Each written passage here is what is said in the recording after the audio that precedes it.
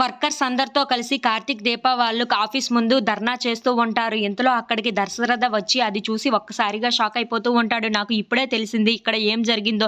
సరే మీ అందరికీ హెల్ప్ చేసే బాధ్యత నాది. మీ జాబులు మళ్ళీ మీకు ఇప్పిస్తాను అని చెప్పేసి అయితే అంటూ ఉంటాడు. ఆ మాటలు వినగానే అక్కడ ఉన్న కార్తీక్ అయితే చాలా సంతోషిస్తూ ఉంటాడు.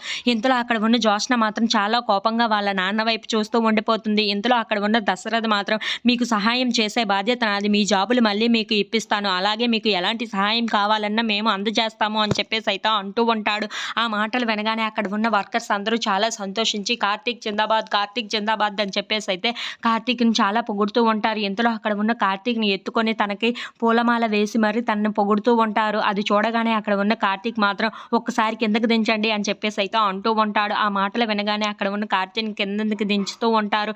ఇంతలో అక్కడ ఉన్న కార్తీక్ నాకు థ్యాంక్స్ చెప్పడం కాదు, మీ CEO గారికి, మీ MD గారికి థ్యాంక్స్ చెప్పండి అని చెప్పేసి అయితే అంటూ ఉంటారు. ఆ మాటలు వినగానే అక్కడ ఉన్న వాళ్ళందరూ అయితే మీ వల్లనే కదా సార్ మాకు ఇదంతా వచ్చింది, అందుకే మీకే థ్యాంక్స్ చెప్తున్నాం అని చెప్పేసి అయితే అంటూ ఉంటారు. సరే మీరు ఇక వెళ్ళి మీ వర్క్ మీరు చేసుకోండి అని చెప్పేసి అయితే దశరథ అంటూ ఉంటాడు. ఆ మాటలు వినగానే అక్కడ ఉన్న వాళ్ళందరూ అయితే చాలా సంతోషిస్తూ ఉంటారు.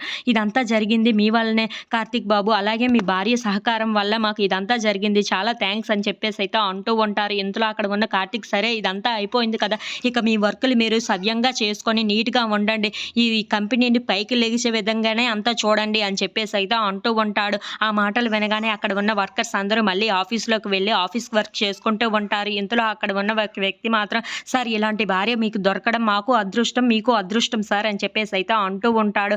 ఇంత సపోర్ట్గా ఉండే భార్య మీకు దొరకడం చాలా అదృష్టం సార్ అని చెప్పేసి అయితే అంటూ ఉంటాడు. ఆ మాటలు వినగానే అక్కడ ఉన్న జ్యోత్స్న మాత్రం చాలా కోపంగా అతన్ని చూస్తూ ఉంటుంది. If you like this video please like, share and subscribe.